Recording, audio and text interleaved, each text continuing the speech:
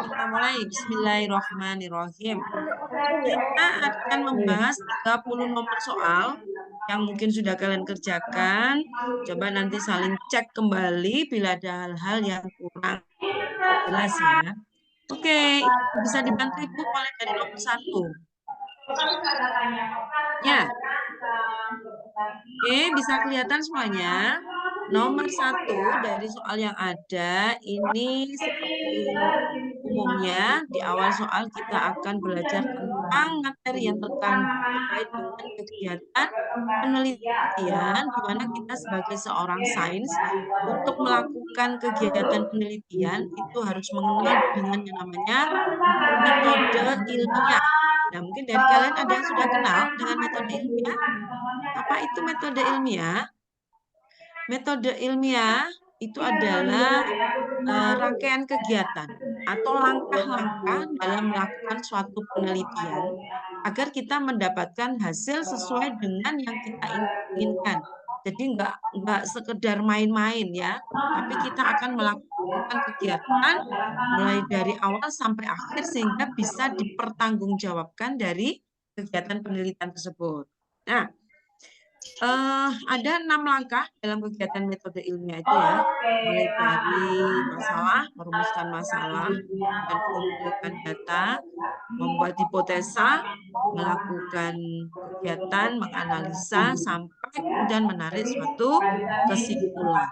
Nah, di sini ada istilah membuat hipotesa atau menyusun hipotesa. Hipotesa itu adalah semacam bahwa dalam melakukan suatu kegiatan penelitian kita itu boleh menduga apa yang terjadi di lapangan. Masalah yang terjadi itu disebabkan oleh apa? Nah, kita menduga dulu, baru kemudian nanti menyusun rumusan masalahnya. Masalahnya itu apa? Baru kita akan melakukan pengumpulan data dan melakukan penelitian. Nah, itu langkah-langkah gambaran langkahnya. Nah, di sini nomor 1, coba kita baca bersama-sama. Kita baca bersama-sama. Dalam kegiatan penelitian, kita harus mengikuti prosedur penelitian yang dikenal dengan metode ilmiah. Nah, ini yang dimaksud tadi ya. Nah, langkah dalam suatu penelitian, ini penelitiannya tentang pertumbuhan tanaman cabai. Jadi kita akan melakukan, kita akan ngecek, meneliti pertumbuhan tanaman cabainya itu bagaimana. Berjalan dengan bagus atau ada hal-hal yang membuat kendala. Biasanya di sini itu kemungkinan di lapangan terjadi gangguan atau bahkan berhasil semuanya. Nah, kita ingin membuat suatu semacam info, semacam teori bahwa pertumbuhan tanaman cabai kita berhasil. Kita ingin share hal tersebut ke orang yang lain. Nah, kemudian untuk mendapatkan hasil yang baik, melakukan kegiatan. Nah, di sini kita sedang melakukan kegiatan dalam melakukan metode ilmiah tersebut. Salah satunya kegiatan menghitung pertambahan panjang batang pada tanaman tersebut. Jadi hari pertama mungkin ya berkala, dilakukan secara berkala, 1 minggu sekali atau 2 minggu sekali, kita mengukur pertambahan panjangnya bagaimana. Setelah yang kita lakukan. Nah, pada saat kita melakukan itu, langkah atau tahapan dalam hal ini, dan hasil pengamatan di atas, itu dalam metode ini dikenal dengan apa? Ya. Ukur secara berkala. Tahap 1, mungkin minggu pertama, minggu kedua, minggu ketiga, dan seterusnya. Dan itu nanti akan kita jadikan sebagai pedoman dalam membuat laporan kegiatan. Kira-kira kalau kita mengukur panjang tanaman itu termasuk yang mana? Ada yang bisa? Boleh direspon? Halo. Silakan, Nak. Apakah merumuskan masalah? Jenis tanaman cabai sangat langka. Menentukan hipotesa, menduga. Jadi tanaman cabai hanya tumbuh di daerah yang musim dingin saja. Nah, misalnya itu dugaan sementara. Kemudian kegiatan itu termasuk mengumpulkan data untuk diperoleh data kuantitatif pertumbuhan batang pada tanaman cabai. atau melakukan eksperimen. Apakah kita sedang bereksperimen untuk membandingkan aneka bentuk daun. Nah, daun. Padahal kita fokusnya pada pertambahan panjang. Nah, sehingga yang paling sesuai dengan langkah kegiatan di atas yang mana? Charlie, bagus ya. Kita sedang mengumpulkan data. Oke, ya, karena mengukur kemudian dicatat menjadi satu data yang akan kita lakukan untuk tahapan berikutnya. Oke, bagus. Berikutnya nomor 2. Nah, masih sama terkait dengan kegiatan metode ilmiah ya. Fatimah mendapat tugas mengamati proses pertambahan biji kacang hijau. Secara berkala, ia mengukur panjang batang tanaman dan mencatatnya dalam tabel dalam kegiatan ilmiah agar diperoleh data yang valid. Nah, data itu nggak boleh ya. Misalnya si A menggunakan mencatatnya datanya sekian, si B menggunakan alat ini datanya sekian. Sehingga ketika diambil kesimpulan bersama itu nggak sama. Nah, terjadi kesalahan dalam pengukuran. Nah, untuk mencegah terjadinya itu dalam melakukan pengukuran panjang tanaman, apa yang bisa kita lakukan atau apa yang harus dilakukan untuk mendapatkan data yang valid, data yang bisa dipertanggungjawabkan. Yang mana, Nak? Yang berapa alat ukur yang digunakan, Pak? Ya, bisa ya. Jadi alat ukur yang digunakan harus sama. Meskipun yang melakukan pengukuran bisa beberapa anak. Ini nggak boleh. Aku pakai alatku sendiri, kamu pakai alatmu sendiri. Si C nanti juga begitu pakai alatnya sendiri. Padahal alatnya tidak sama. Nah, ini yang nggak boleh. Ya, oleh karenanya dalam melakukan penelitian supaya mendapatkan data yang valid, kita harus melakukan dengan sungguh-sungguh. Alat yang digunakan untuk mengukur harus sama sehingga data yang dihasilkan juga sama. Nah, ini bisa dipertanggungjawabkan. Oke. Kalau begitu, hasilnya jawaban yang benar adalah bravo. Alat ukur yang digunakan sama. Kalau pakai penggaris, penggaris semua. Kalau pakai ukuran ini, meterannya Pak Tukang, yang dipakai Pak Tukang atau istilahnya apa ya itu ya. Nah, itu juga harus sama. Ya, harus sama ukuran meteran itu. Oke. Baik, lanjut nomor 3. Minta tolong Ibu. Nomor 3. Ya, ini salah satu bentuk bioteknologi modern. Nah, ini adalah sesuatu yang berbau-bau modern. Nah, di era seperti ini, itu ternyata banyak sekali berkembang teknologi-teknologi baru. Nah, di sini ada kata bioteknologi. Bio itu artinya makhluk hidup. Bahwa dalam pemanfaatan teknologi, itu kita menggunakan atau berhubungan dengan bioteknologi. Nah, di sini sebenarnya bioteknologi itu ada 2. Dibedakan menjadi 2. Ada yang modern. Jadi bioteknologi modern. Ada yang masih konvensional. Ya, konvensional itu yang masih sederhana. Tidak menggunakan alat-alat canggih, tidak menggunakan alat-alat laboratorium. Cukup dilakukan sendiri di rumah. Nah, itu dinamakan konvensional. Tidak ada penggunaan alat-alat yang modern di laboratorium. Sekali lagi, bioteknologi adalah teknologi yang melibatkan makhluk hidup. Ada yang modern, ada yang konvensional. Nah, pertanyaannya, untuk budidaya tanaman dalam jumlah banyak dengan karakteristik yang sama, banyak sama, maka teknologi yang digunakan dikenal dengan istilah apa? Kultur jaringan. Ini banyak sekali. Oke, ada yang bilang kultur jaringan. Ada pendapat lain? Ada pendapat lain? Teknik cloning, Teknik cloning. Iya, ada yang bilang teknik cloning. Memangnya apa sih perbedaan kultur jaringan dan cloning? Nah, ini kalian harus tahu ya. Kita akan bahas satu persatu dulu. Ya. Mulai dari yang pertama dulu. Ya.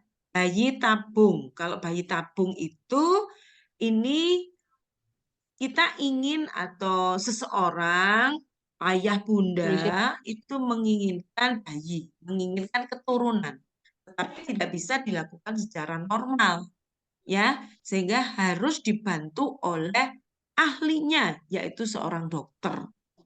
Nah, tentunya di sini bayi ini, nah prosesnya, loh kok sudah nomor 4, masih nomor 3. Nah, ini ya, bayi tabung itu fertilisasinya dibantu oleh dokter dengan alat-alat laboratorium, ya, untuk melakukan fertilisasi. Nanti kalau sudah terjadi fertilisasi, zigot yang ada itu dikembalikan atau ditanam dalam rahim seorang ibu. Nah, sehingga bayinya berkembang di dalam rahim. Sementara kultur jaringan itu mengambil jaringan dari suatu tumbuhan untuk dikembangkan. Nah, bila jaringan ini berkembang, pasti karakteristik dari keturunannya itu sama. Nah, sementara kalau cloning itu mengambil inti dari sebuah sel, ya, inti sel yang dimasuk dari sel yang lainnya. Nah, sehingga kalau seperti ini itu diharapkan memang bisa berhasil. Kalau berhasil, cloning ini itu memiliki ciri yang sama dengan sel yang dikloningkan. Tetapi jumlahnya tidak bisa banyak. Ya, tidak bisa banyak karena satu sel dengan satu sel. Maka hasilnya hanya satu. Dan yang terakhir, inseminasi buatan. Inseminasi itu istilahnya fertilisasi, ya. Fertilisasi memasukkan sel kelamin jantan. Sel kelamin jantan itu sperma pada untuk dipertemukan dengan sel kelamin betina. Jadi fertilisasi. Dan ini pun jumlahnya tidak bisa banyak. Hanya satu juga. Oke, kalau begitu jawaban yang pertama tadi sudah oke. Itu kultur jaringan. Ya, baik. Terima kasih. Bisa dilanjut. Yang keempat. Bisa. Nah, ini ya. Oke, makhluk hidup saling membentuk organisasi kehidupan. Nah, ini ya. Kita melihat banyak sekali makhluk hidup yang ada di muka bumi ini ya. Di mana masing-masing jenis itu menyusun suatu organisme, ya, satu organisme, satu individu itu kalau dalam organisasi kehidupan itu memiliki bagian yang terkecil. Bagian yang terkecil itu dikenal dengan apa, Nak? Ayo, bagian terkecil dari makhluk hidup, dari suatu. Iya, sel. Bagus, namanya sel. Nah, sel itu bagian terkecil. Nah, sekarang dilihat di gambar. Gambar ini yang menunjukkan sel nomor berapa? Nomor 2. 2. Oke. Kemudian setelah sel itu akan berkumpul membentuk suatu jaringan. Gambar jaringan yang mana? Nomor 4. Nomor 4. Oke, sip, pinter. Jaringan kemudian menyusun suatu organ. Organnya ada di mana? Nomor 3. Nomor 3. Organ akan menyusun suatu sistem organ. Ada di nomor 1. Oke, kalau begitu urutannya yang mana? 2, 4. Pinter, bagus sekali. 2, 4, 3, 1. Baik, sampai di sini ada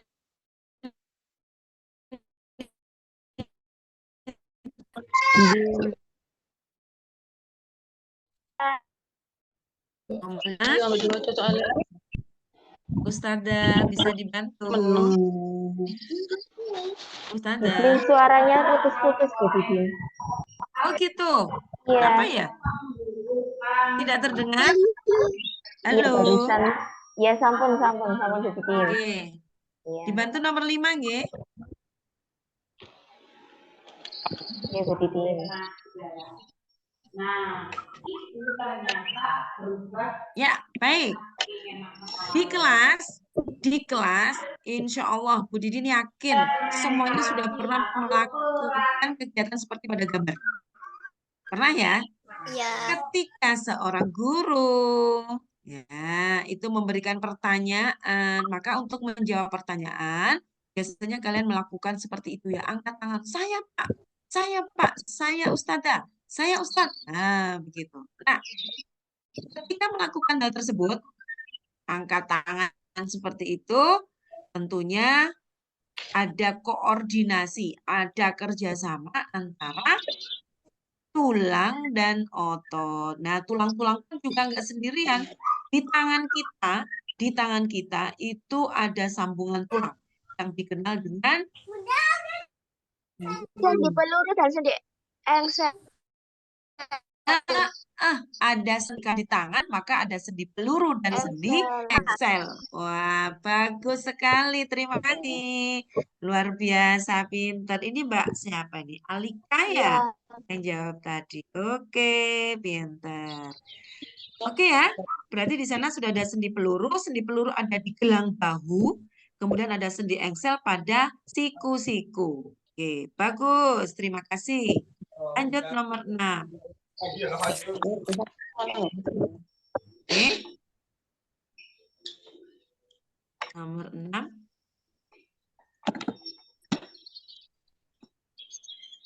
Ada? Ada.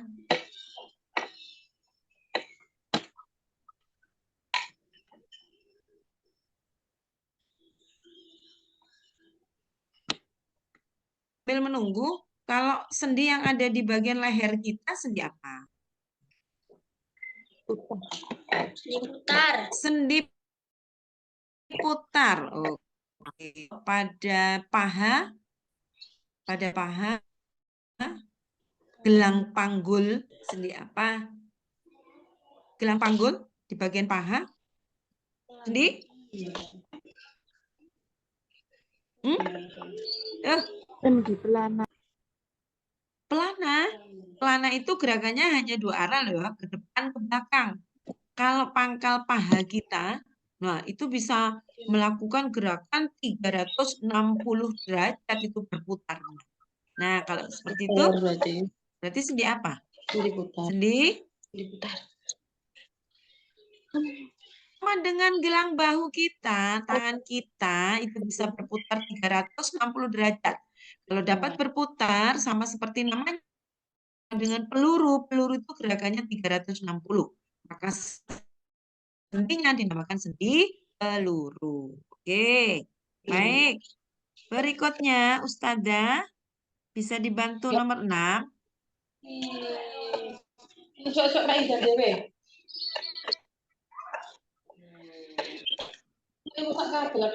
Loh, kok nggak jalan ya? Ustazah. Oh, maaf, Bang.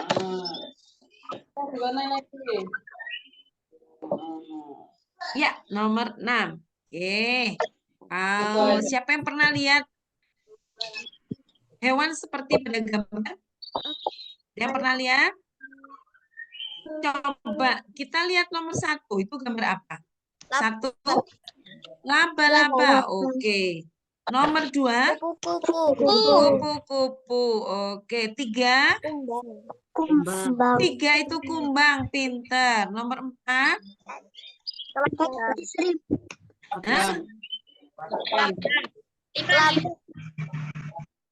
Ada yang bilang kelabang, ada yang bilang lipan ya. Ini ya, ini termasuk. Iya, oke. Baik. Kalau dilihat seluruhnya, hewan pada nomor 1 sampai nomor 4 ini termasuk kelompok apa ya? Termasuk film apa ini? Serangga kah semuanya? Ini termasuk hewan berbuku-buku. Kalau hewan berbuku-buku, masuknya dalam film arthropoda. Nah, arthropoda itu hewan berbuku-buku. Di sana dibagi menjadi 4 ya. Ada insekta.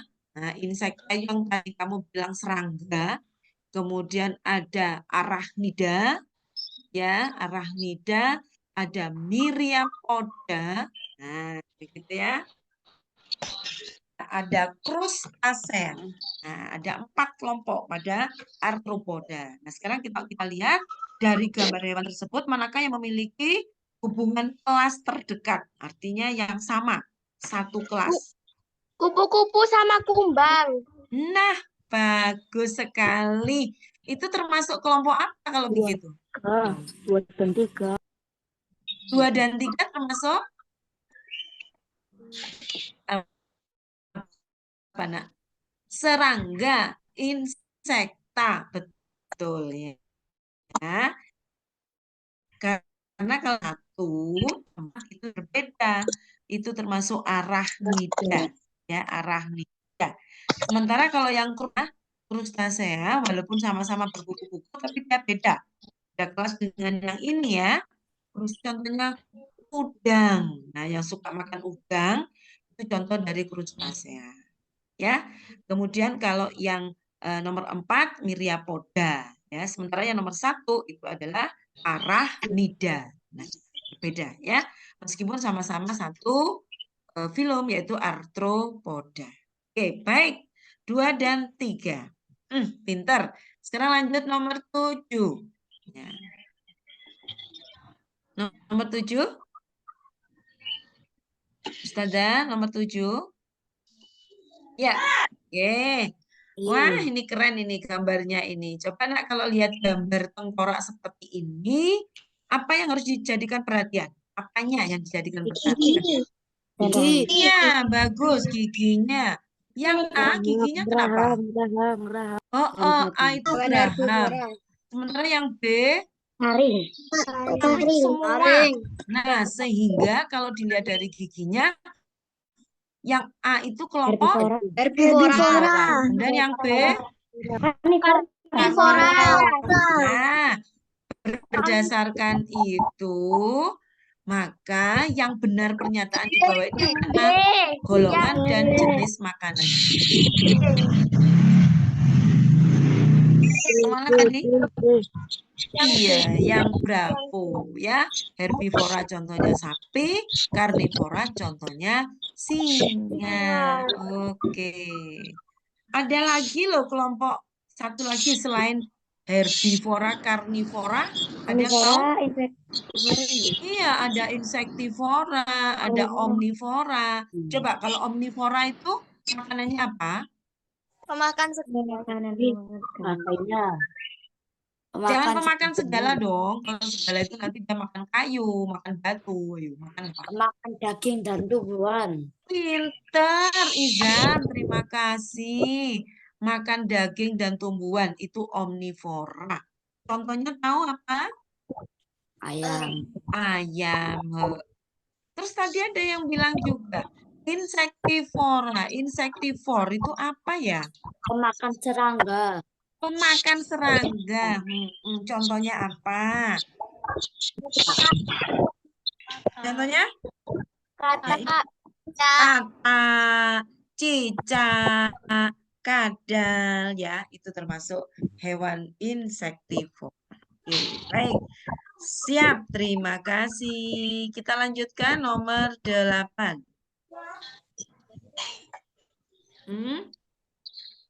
Nah, ini dia. Kalau lihat di sini, kalian sudah pernah mengenal istilah tumbuhan itu dibagi menjadi 2. Dilihat dari bijinya, yaitu ada tumbuhan monokotil dan tumbuhan dikotil. Coba Bu Didin tanya dulu, tumbuhan monokotil contohnya apa?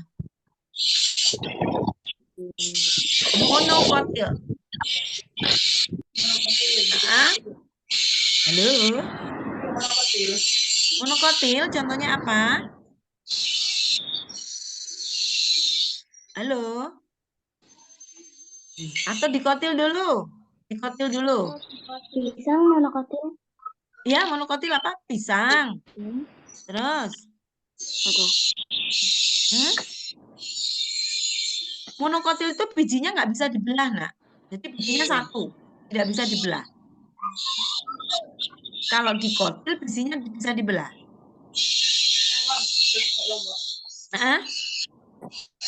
Jagung. Masa, Kak? Jagung, bagus. Itu monokotil. Temennya jagung siapa? Padi. Hah? Padi. Kelapa, boleh. Padi. Ya, jagung, kelapa, padi, Kangkung. rumput-rumputan. Nah, Kangkung. itu ya, itu termasuk monokotil. Kalau dikotil, Kalau di kotor mangga. mangga, rambutan. Ya, banyak sekali. Oke, nah sekarang kita lihat. Lihat pernyataan yang ada di sana. Kalian bisa baca langsung sendiri, ya. Nah, kemudian di sini Lina sedang mengelompokkan ciri tanaman dikotil. Ciri tanaman dikotil. Kira-kira yang mana cirinya dikotil itu? Nomor berapa aja? 2578. Yang mana? 2578. 872. Nah, kalau bingung, cari yang kalian tahu dulu. Biasanya kalau dikotil, akarnya gimana? Tunggal. Tunggang. Cari yang ada nomor 8-nya. Oke, nomor 8 itu B dan D. Nah, kemudian akar. Berikutnya tulang daun. Tulang daunnya kalau dikotil, Menjari. menjari atau menyirip. Oke, berarti ada nomor 5. Ya sudah, cari itu. 5 dan 8 pasti masuk. Maka pilihannya ada di delta. Oke, ya. Nah, salah satu ciri lagi nak ya yang mungkin bisa menjadi pedoman kalau dikotil itu batangnya bercabang karena dia punya kambium ya. Dia punya kambium, dia tumbuhnya berkayu, tubuhnya berkayu. Sementara kalau yang monokotil itu tanamannya lurus, batangnya lurus, tidak ada cabangnya dan batangnya tidak berkayu. Nah, itu bisa menjadi pedoman. Oke, baik. Nomor 9.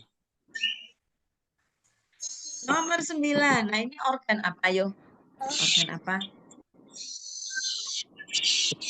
Gambar organ apa? Organ manusia. Ya, benar, organ manusia. Sistem Yang mana organ dulu? yang mana? Nafasan. Pernapasan. Bagus. Nafasan. Pernafasan. Nah, kalau pernapasan, itu berarti yang mana jawabannya? Charlie. Oke, pintar.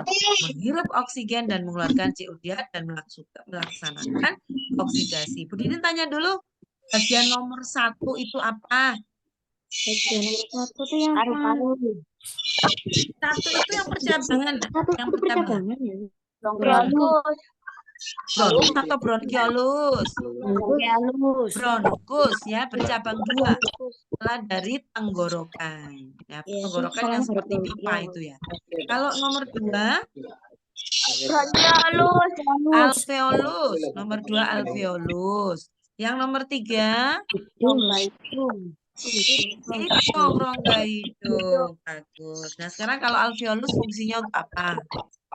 Pertukaran udara. CO2. Nah, kalau nomor 1, bronkusnya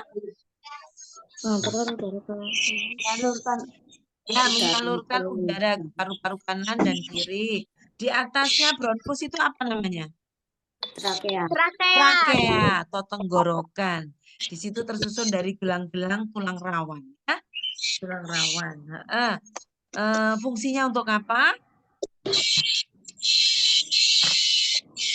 Fungsinya untuk apa? Kotoran. Ya, menyaring kotoran. Sama dengan di hidung. Di hidung itu juga berfungsi menyaring kotoran. Karena terdapat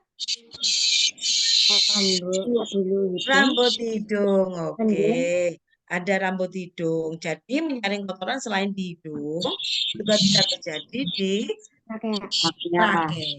Karena di situ juga ada rambut-rambut ya yang akan menyaring kotoran, yang akan melempar kotoran. Sehingga kadang-kadang jika ada makanan atau ada benda asing masuk ke tenggorokan, itu langsung dilempar oleh rambut-rambut silia-silia pada trakea.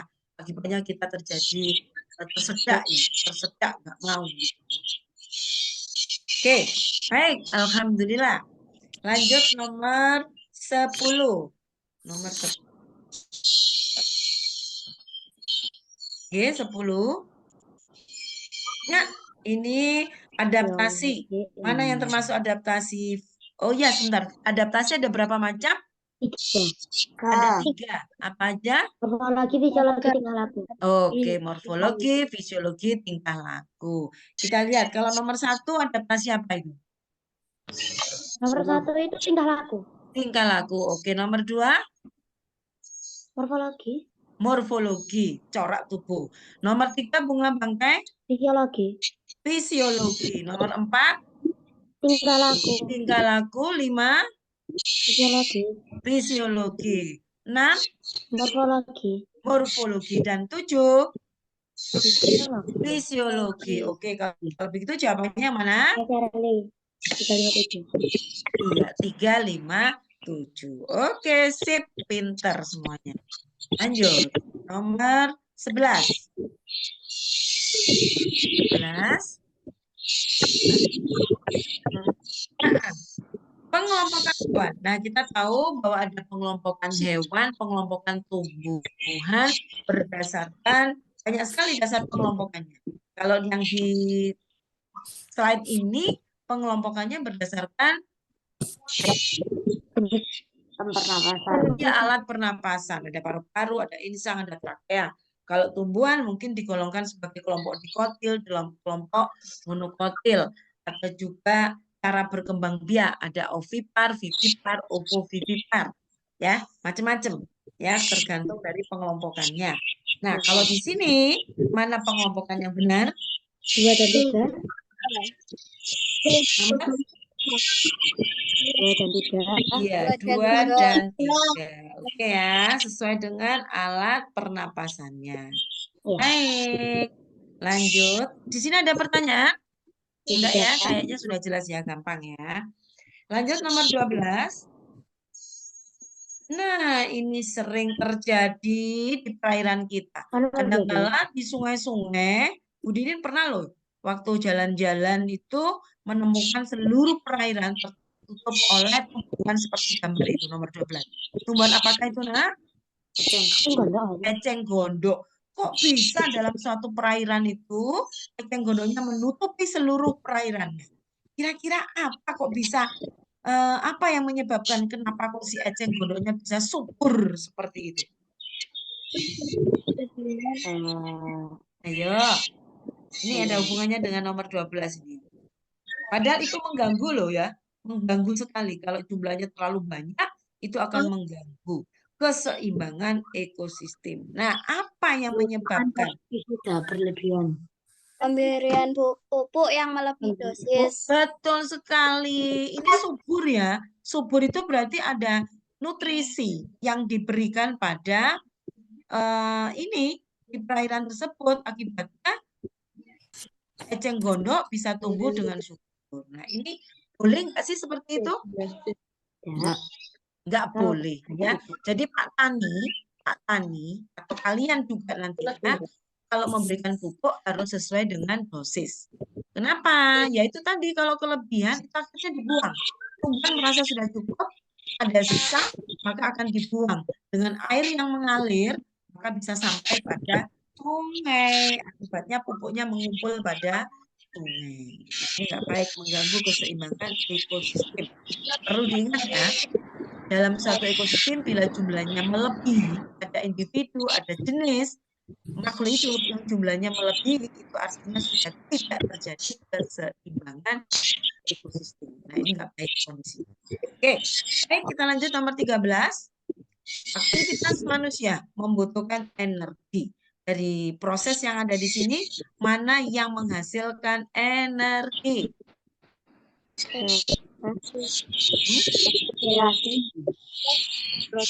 Ada respirasi, ekskresi, sekresi, reproduksi. Mana? Halo? Respirasi. Ya, respirasi itu proses bernafas. Bernafas itu menghasilkan apa? Energi ya. Jadi di sanalah nutrisi ketemu oksigen terjadi oksidasi dihasilkan energi. Oke, bagus. Terima kasih. Silakan dilanjut, Ustazah nomor 14. Gangguan peredaran darah. Oke, banyak sekali gangguan peredaran darah ya. Iya. Maka di sini akan kita bahas. Apabila sampai terjadi pecahnya pembuluh darah di otak. Wow. Ya, saking apanya ya, sampai pembuluh darahnya itu pecah. Nah, yang mengakibatkan kelumpuhan dan sulit bicara. Ini gangguan ini dikenal dengan istilah Stroke. stroke. Ya, stroke ya. Terus Stroke ini sebenarnya tidak terjadi langsung tiba-tiba begitu ya. Nah, kenapa sampai pembuluh darahnya pecah?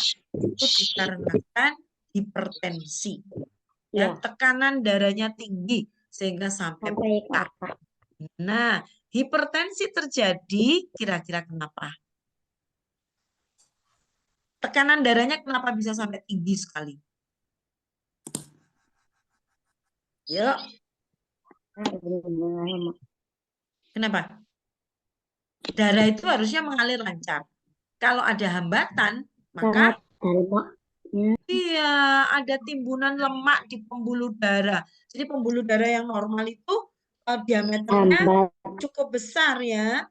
Kak, tapi kalau kita ada konsumsi lemak yang berlebihan, maka pembuluh darah yang harusnya diameternya bersih, diameternya itu bulat, itu tertutup sebagian oleh lemak. Tersempit alirannya akhirnya terganggu sehingga tekanan darahnya sangat tinggi. Oke, nah di sini ada anemia, ada leukemia. Kalau anemia apa yo? Anemia itu Kekurangan sel darah merah. Ya, jumlah sel darah merahnya sedikit. Biasanya hemoglobin. Kalau dicek laboratorium, itu jumlah hemoglobinnya rendah. Kebanyakan terasa pusing, letih, lesu, pucat. Nah, itu anemia. Ya. Harus segera disembuhkan dengan mengkonsumsi zat besi ya supaya hemoglobinnya meningkat untuk pembentukan sel darah merah. Nah, kalau leukemia, sel darah putihnya terlalu banyak. sel darah putihnya terlalu banyak. Ini juga enggak bagus ya. Jumlahnya harus sesuai dengan kondisi normal. Oke, bagus. Baik, nomor 15. Nah, ini pengelompokan makanan, kelompokan tumbuhan juga. Nah, tanaman di sini dikelompokkan berdasarkan apa? Nah, kegunaan. Kegunaannya. Coba kalau K, gunanya untuk apa ini? Untuk apa? vitamin. Kegunaan. Yang K itu sebagai bahan makanan, tapi kelompok buah-buahan menghasilkan vitamin. Betul. Kalau L, Sayuran. sayuran. Ya, sayuran hijau. Kemudian kalau M, Rempah. Bumbu dapur. bumbu dapur. Bisa juga untuk bahan Jamu. jamu. Jamu. Jamu. Ya. Oke, baik. Berdasarkan kegunaannya. Lanjut nomor 16. Wow, lihat gambarnya. Langsung fokus pada gambar. Ini menunjukkan ada kegiatan pengaruh gaya pada benda. Gaya, kita memberikan gaya pada suatu benda, ternyata pengaruhnya banyak sekali ya. Pengaruhnya, apa saja pengaruh gaya terhadap benda? Mengubah arah gerak benda. Bentuk. Mengubah bentuk. Benda gerak menjadi diam. Gerak menjadi diam. Atau sebaliknya diam menjadi bergerak. Mengubah kecepatan. Kecepatan benda. Nah, sekarang kalau gambar A. Gambar A itu orang sedang ngapain sih? Mendorong. Iya, yang A itu membuat gerabah. Dibentuk menjadi vas bunga. Seperti itu. Kemudian kalau yang B. Mendorong. Ya, mendorong. Kalau dilihat dari gambarnya, mana yang sesuai pengaruh gayanya? Yang delta, ya, mengubah bentuk benda. Kalau yang B mendorong berarti menyebabkan benda diam menjadi bergerak. Oh. Yang delta. Mohon maaf kayaknya ada perubahan di soal ya itu ya. Iya, Bu. Lanjut nomor 17. Nah, ini listrik. Ini listrik agak nggak sulit sih, cuman harus cek, harus teliti ya. Perlu diketahui lampu ataupun peralatan elektronik lainnya itu bisa digunakan dengan baik apabila mendapatkan arus listrik. Ya, arus listrik itu dari kutub positif dan dari kutub negatif. Nah, kalau dilihat di sini rangkaian ini menggunakan sumber energi listriknya terbuat dari baterai. Ya, ada baterai di sana. Nah, baterai ini harus memberikan arusnya dari kutub positif dan negatif supaya lampunya bisa menyala. Sekarang kita lihat. Ternyata di sana ada pengkondisian khusus. Jika S3-nya dibuka, nah di sana ada S1, ada S2, ada S3. S1, S2, S3 itu saklar ya, Nak, yang menghubungkan arus listrik. S1 ditutup, S2 ditutup. Tapi S3-nya dibuka. Apa yang terjadi? Lampu Lampu menyala. menyala. Ya, ternyata semua lampunya masih tetap menyala meskipun S3-nya dibuka. Nggak pengaruh dikarenakan arus listrik dari baterai, baik dari kutub positif maupun kutub negatif masih bisa tersambung, masih bisa. Oke, tidak bingung ya, Nak ya? Ya. Ya, ini nanti aliran listriknya hampir sama. Bayangkan aja itu aliran air. Jadi begitu tertutup maka akan berhenti, begitu dibuka akan mengalir. Oke, baik. Lanjut nomor 18. Ini menghitung kecepatan. Oke, apa rumus kecepatan? Rumus kecepatan? P, Jarak dibagi waktu. jarak dibagi waktu. Oke, pedomannya jarak dibagi waktu. Kecepatan jarak dibagi waktu. Terima kasih. Ini dibantu. S dibagi waktu. Ya, baik. Sebuah bus melaju dari kota A yang jaraknya 100 km. Kota A jaraknya 100 km. Setelah menempuh perjalanan 75 menit, bus sampai dengan selamat. Ya, sampai di tujuan dengan selamat. Pertanyaannya berapa kecepatannya? Gampang loh ya. Gampang loh ya. Jaraknya berapa tadi? 100 km. Waktunya harus dalam bentuk jam. Waktunya harus dalam bentuk jam. Kilometer per jam. 75 menit kita ubah menjadi jam. Berapa? 1 jam 15 menit. 1 jam 15 menit atau 1,25. Sehingga 1,25. Oke, terima kasih dibantu. Nah, maka 100 dibagi 1,25. Ketemu berapa, Nak? Ketemunya berapa? 80. 80 km per jam. Pinter sekali ya. Begitu caranya ya. Yang penting tahu rumusnya. Nanti bisa ubah-ubah soalnya sudah bisa memahami. Oke, baik. Lanjut nomor 19. Kita berbicara massa jenis. Massa jenis itu memiliki rumus massa per volume. Nah, massa per volume. Di sini tidak ada hitungan, hanya gambar. Maka kalau nanti ketemu rumus, insya Allah di soal yang berikutnya ya nanti ya. Massa benda per volume benda. Nah, kita tahu kalau di soal ini massa jenis itu mempengaruhi posisi sebuah cairan atau sebuah benda.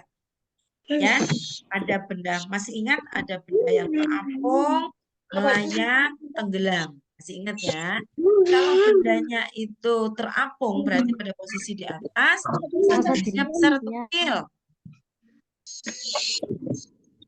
Hah? Kalau yang di atas, permukaan atas, massa jenisnya kecil sayang ya. Massa benda lebih kecil dari massa larutan. Kemudian kalau yang di dalam, kalau yang tenggelam itu berarti Massa benda besar. lebih besar. Iya, kalau yang di tengah-tengah melayang, Sama. massa benda dengan massa larutan sama. Oke, nah sekarang kita lihat. Ada posisi A, B, C. Sebuah cairan itu dimasukkan ke dalam wadah seperti itu. Ya, ada air, ada raksa, ada minyak. Nah, ternyata tersusun seperti itu, ada 3 lapisan. Ada A, B, C. Kita bisa ibaratkan yang A yang di atas itu berarti massa jenisnya paling kecil. Kalau yang B Sama. sama, yang C Besar. yang besar. Oke, kalau begitu kita lihat urutannya. Yang benar yang mana? Yang C. C. C. C apa D? C. Iya, yang A itu adalah minyak sayur, yang D delta ya. Yang C air raksa itu logam, makanya yang paling berat. ya Sehingga benar. C itu air raksa. Kemudian yang B itu yang di tengah. Oke ya. Jadi kalau dibandingkan air dibandingkan minyak sayur, maka minyak sayurnya yang paling massa jenisnya yang paling kecil. Air raksa dibandingkan dengan air lebih besar. Urutannya Yang delta. BC itu yang di delta. Oke, bagus.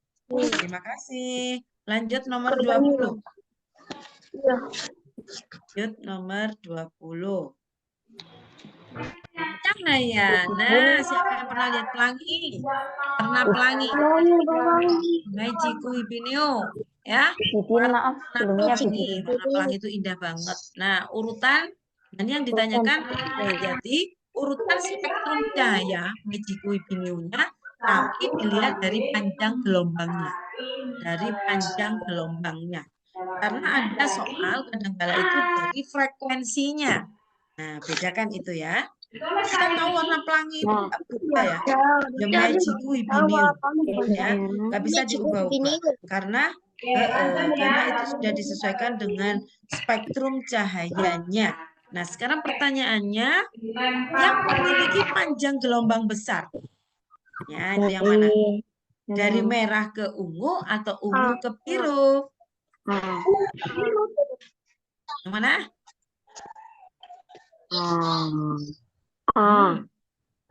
Magiku Ibinio. Kalau pelangi itu yang di atas yang merah apa yang ungu? Yang merah. Yang merah. Nah, maka itu adalah yang panjang gelombangnya terbesar. Oke ya, Magiku Ibinio. Baru kalau dari frekuensi terbesar itu adalah ungu. Oke, baik. Ingat-ingat ya. Nomor 21. Nah, 21 ini sebenarnya gampang soalnya. Ini adalah gambar rangkaian sebuah bel listrik. Bel listrik, tapi menggunakan apa, Nak? Menggunakan baterai. Nah, listriknya diambil dari baterai. Kalau dari baterai, berarti perubahan energinya apa? Iya. Iya, harus ada dari kimia dulu. Ya ke? Kimia ke? Listrik. Ke listrik. Oke, bagus. Kimia listrik. Yang mana jawabannya benar? Yang alfa. Yang alfa. Yang alfa. Kimia listrik, baru ada gerakan kinetik. Nah, dari gerakan itulah menghasilkan energi. Nah, nanti mungkin ditemukan pada alat-alat yang lain, ya, perubahan energi pada alat-alat yang lain. Harus dilihat kalau sumbernya dari baterai atau dari minyak bumi, ya, alat-alat listrik. Nah, itu maka harus ada perubahan dimulai dari kimia dulu, ya, baru menimbulkan perubahan energi yang lainnya. Oke, bagus. Lanjut nomor 22. Nah, 22. Oke, nah ini dilihat nih. Soalnya ini tidak sulit, ya. Kalian hanya diajak main-main sebenarnya. Dicermati pakai logika, insya Allah sudah langsung ketemu jawabannya. Ya, dengan logika aja. Kita lihat gambar di sebelah kiri itu adalah salah satu contoh dari pesawat sederhana. Sederhana. Ya, salah satu pesawat sederhana jenis apa ini, Nak? Katrol. Katrol. Kita tahu katrol itu ada beberapa macam. Yang digambar ini adalah katrol Katrol tetap. Katrol tetap. Oke. Ada katrol apa aja sih? Katrol tetap bergerak Katrol sama tetap. majemuk. Katrol bebas.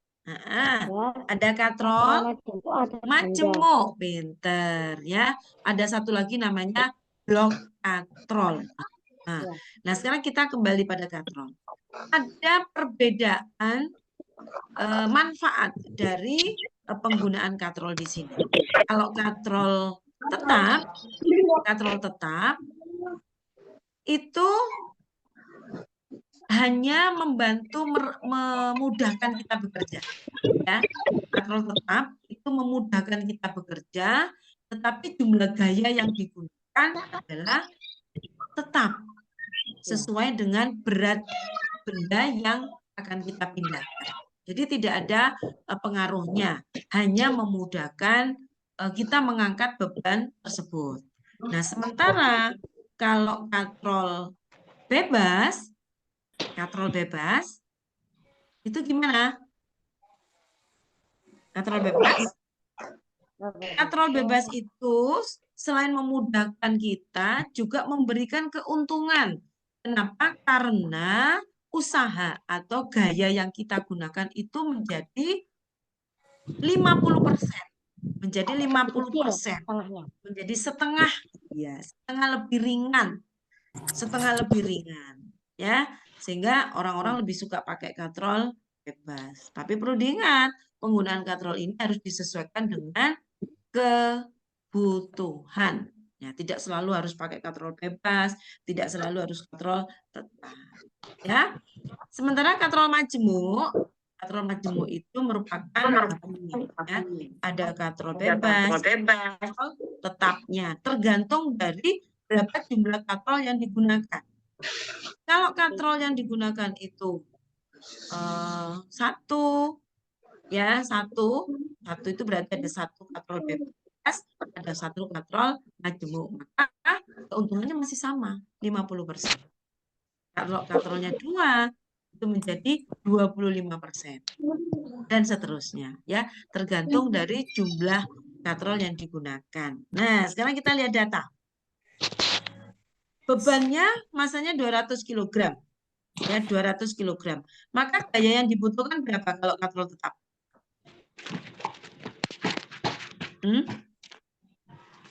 Kalau ini hanya contoh ya di situ ya. Hanya contoh. 200 ya. Maka gaya yang digunakan juga 200. Artinya sama. Gaya dan beban yang digunakan itu sama. Ya. Sama. Sehingga keuntungan mekanis yang digunakan berapa? Loh. Keuntungan mekanisnya berapa? Tetap 1. Jadi tidak ada ngaruhnya. Kalau kita menggunakan katrol bebas, dari 200 menjadi berapa? Setengahnya. Berarti berapa? 100. Maka itu keuntungan mekanis yang didapatkan berapa? 2 kalinya. 50% berarti kan 2 kalinya. 2 kali lebih ringan. 2 kali lebih ringan. Sehingga jawaban di sini yang benar yang mana? Yang mana? Yang mana, Nak? Delta, karena tidak ada keuntungan mekanis yang didapat. Hanya ada ya, sama.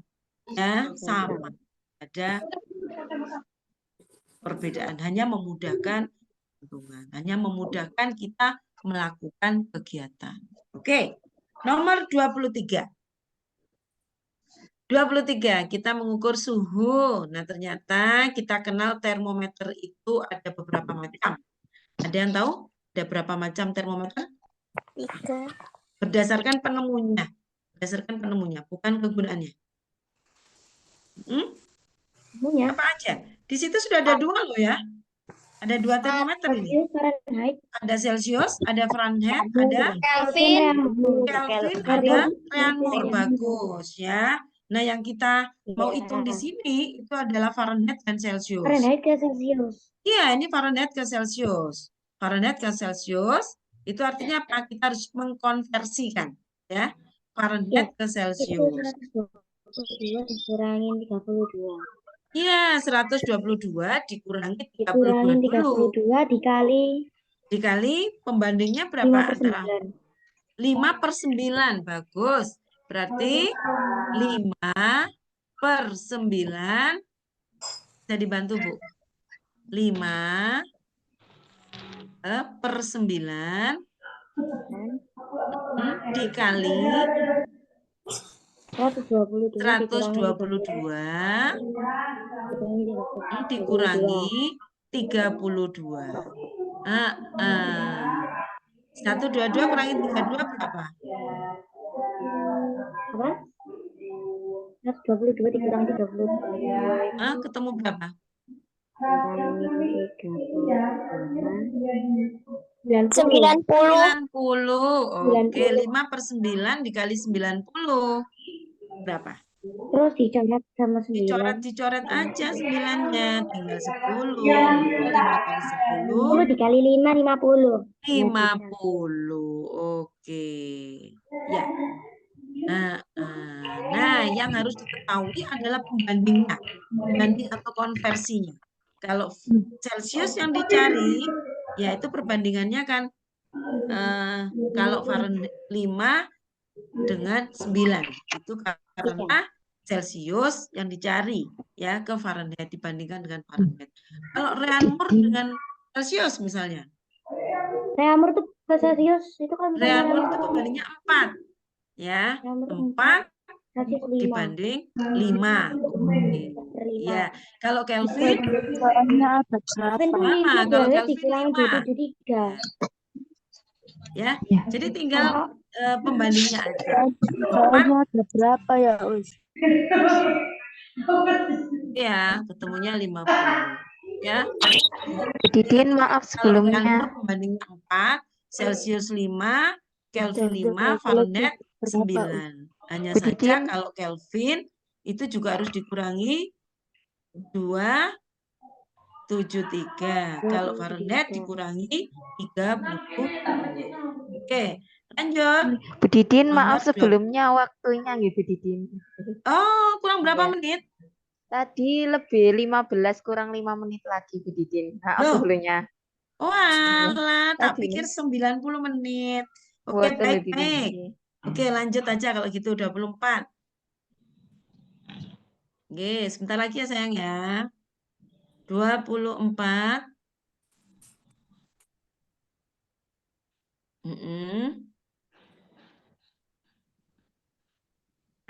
Oke, baik. Ini terjadinya angin laut. Angin laut itu bertiup dari laut menuju daratan. Nah, kalau begitu, tekanan udara yang mana yang lebih besar? Itu tekanan suhu yang paling tinggi. Jadi suhu udara yang paling tinggi itu ada di angin itu kan mengalir dari tekanan yang tinggi ke tekanan yang besar. Nah, tekanan yang tinggi itu suhu udaranya yang rendah. Ya, berarti kalau dari laut menuju ke darat, lautnya tekanannya tinggi, tapi suhunya rendah. Berarti suhu tinggi ada di mana? Darat. Darat. Oke, maka jawaban yang benar adalah tinggi, darat lebih tinggi. Ya kan? Tekanan udaranya lebih rendah. Sehingga jawabannya adalah alfa. Oke, alfa. Baik, 25. 25 gampang. Ayo. Yang menyerap kalor. Menyerap kalor itu artinya membutuhkan panas. Membutuhkan panas berarti 25. Yang butuh panas? Yang butuh panas delta. Oke, baik. 25 delta ya, karena padat ke gas butuh panas. Kemudian yang 5 cair ke gas juga membutuhkan panas. Oke, nomor 26. Maaf ya, Nak, agak cepat sedikit ya. 26. Nah, ini dia. hujan buatan. Nah, sekarang musim kemarau yang berkepanjangan, untuk mendapatkan hujan, pemerintah menggalangkan dengan hujan buatan. Nah, hujan buatan itu untuk mengikat awan itu harus disebarkan intinya, disebarkan inti untuk yang akan menjadi apa ya? Supaya awannya terikat di situ. Yang disebarkan sesungguhnya apa? Yang disebarkan itu adalah garam dapur, ya, untuk mempercepat proses kondensasi. Jadi awannya diikat, awan itu akan nempel pada garam dapur tadi, sehingga awan itu terkumpul di atas langit daerah yang telah disebar garam dapur. Gitu ya, Nak ya. Nah, jawaban ini adalah Charlie. Oke. Nomor 27. Ini sama yang tadi berbicara dengan massa jenis. Sebuah kapal pesiar. Kenapa kapal itu yang gede banget masih bisa terapung? Karena massa jenis air yang rendah. Massa jenis air atau massa jenis kapal? Massa jenis kapalnya yang Ya. rendah. Massa jenis kapal lebih kecil daripada massa jenis air sehingga terapung. Dan di samping itu di kapal itu pasti ada ruangan-ruangan ya.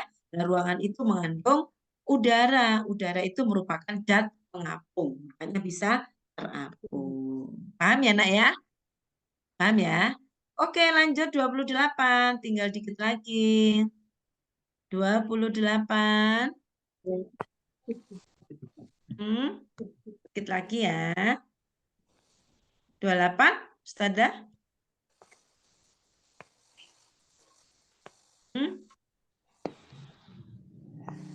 Nah, ini tadi sudah dituliskan oleh Ustazah Leli ya.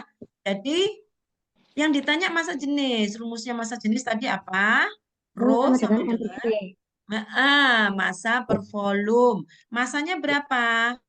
Itu sudah ada di sana di timbangan 267 gram. Itu massanya. Volumenya. Nah, volumenya dilihat dari gelas ukurnya. Semula 20. Semula 20. Kemudian naik menjadi 50. Berarti berapa massanya? 30. Sehingga 267 dibagi 30. Pinter. Bagus ya, sudah tahu cara menghitungnya. Oke, lanjut 29. 29. 29. Tata Lili bisa dibantu? 29. 28 tadi apa, Us? 8,9. 8,9, Nak. 267 masanya dibagi volumenya. Hati-hati, volumenya bukan 50 ya.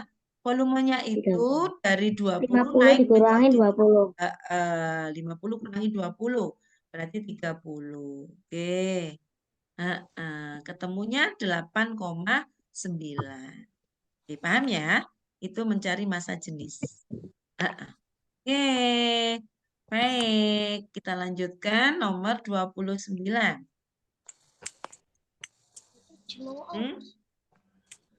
Dikit lagi, minta tambahan waktu dikit lagi. Nah, ini gampang. Berdasarkan tabel, itu adalah kalor jenis. Nah, perlu dicatat. Ya. Kalor jenis itu adalah ini. Setiap zat itu memiliki kemampuan untuk menyerap panas. Ya. Maka ada ukurannya, satuannya namanya kalor jenis. Nah, kalor jenis ini semakin besar kalor jenis suatu zat, maka memiliki kemampuan semakin besar untuk menyerap kalor. Menyerap kalor. Jadi kalau dipanaskan itu dia segera merespon. Semakin besar ya. Semakin besar kalor jenisnya, maka semakin besar kemampuannya untuk menyerap kalor. Nah, pertanyaannya di sini, 3 benda yang paling peka terhadap perubahan suhu. Nah, berarti yang dilihat yang paling apa? Kalor jenisnya. Yang paling besar. Mana yang paling besar? Besar itu Iya, air laut, dan es. Itu ya. Jadi yang perlu diingat adalah semakin besar kalor jenisnya, maka semakin besar kemampuannya menyerap kalor. Cari yang paling besar, yaitu alfa, sesuai dengan urutan yang ada. Oke, terakhir 30. Kita berbicara planet. Kita jalan-jalan ke luar angkasa. Sudah tahu urutannya ya, planet? Oke, ini mudah sekali ini ya. Benda langit 1357 itu dikenal dengan apa? Merkurius, Merkurius, Bumi, Bumi, Jupiter, Jupiter, Uranus. Oke, ini Oh, satu Krakatau. contoh bahwa benda langit yang ada itu adalah planet. Ada yang tahu benda langit lainnya? asteroid, Ada asteroid, Komet, ada satelit, ada komet, orbit, ya. Banyak sekali. Ada meteor, meteoroid, meteorit, ya. Oke, baik, Nak. Minta tolong nanti dibuka kembali untuk materi antariksa ya. Kita mengenal benda-benda langit yang ada. Mohon maaf dengan keterbatasan waktu. Ini waktunya sudah lebih dan Bu Dini sudah dikode untuk mengakhiri. Oke, terima kasih. Keren banget. Ini Sebelumnya, anak-anak ini bisa mengikuti dengan baik. Bu Didin Saya sebelumnya bisa kembalikan. foto Ya, bareng sama teman-teman semuanya sederhana. ya. Oh ya, Iya. ya, ya. Di on Baik-baik. kan kameranya semuanya ya. Kameranya di on Di-on-kan kameranya. kan. Oke. 1, 2, 3. kurang yang